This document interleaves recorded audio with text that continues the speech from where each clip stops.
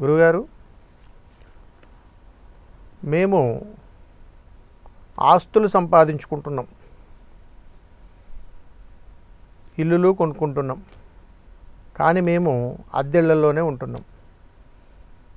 సొంత ఇంటికి వెళ్తున్నాం, కొద్ది రోజులు ఉంటున్నాం, మళ్ళీ ఖాళీ చేసి బయటకు వచ్చేస్తున్నాం. మరి దీనికి ఏదైనా పరిష్కార మార్గం ఉన్నదా అనంటే ఇది గృహయోగంలో చెబుతారు. ఇల్లు కొన్నా, స్థలము కొన్నా అది వారికి యోగం ఉన్నదా లేదా అనేటువంటిది చూసుకున్న తర్వాత వారి యొక్క జీవనశైలి ప్రామాణికాలుగా పరిగణలోకి తీసుకొని చక్కటి పరిష్కారాన్ని తెలియజేయడం జరుగుతూ ఉంటుంది. మాకు సంబంధించినంత వరకు మేము ఎన్నో రకాల ఇల్లులు కొనుక్కున్నాం, వ్యాపారాలు చేస్తున్నాం, కానీ వారి జీవితం ఎప్పుడూ అద్దెళ్లలోనే ఉంటుంది. సొంత ఇంటిలో వారు ఉండలేరు. కారణం ఏమై ఉంటుంది అంటే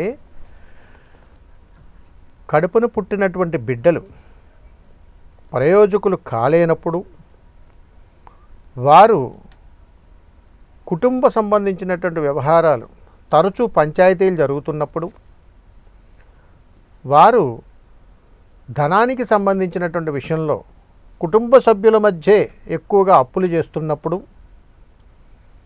ఏ అప్పులు చేసినా కానీ దీర్ఘకాలికంగా ఆ రుణ బాధలు అలా ఉంచుకున్నప్పుడు మాత్రమే వీరికి ఆ సమస్యలు ఉంటూ ఉంటాయి.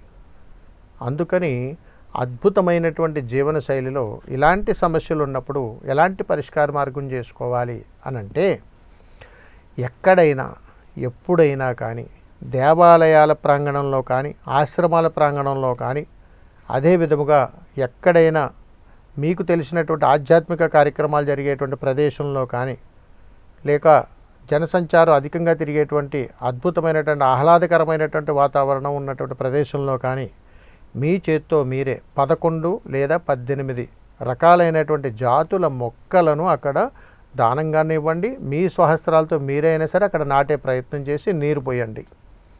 తర్వాత వారికి అప్పచెప్పండి. ఇలా చేసినటువంటి కుటుంబాలలో ఎప్పటికీ ఇబ్బందులు రాకుండా బాగుంటుంది, బాగా కలిసి వస్తుంది. అద్భుతమైనటువంటి ఆనంద సమయాలు వాళ్ళ జీవితంలో తారసపడుతూ ఉంటాయి. శుభం. నమస్కారం.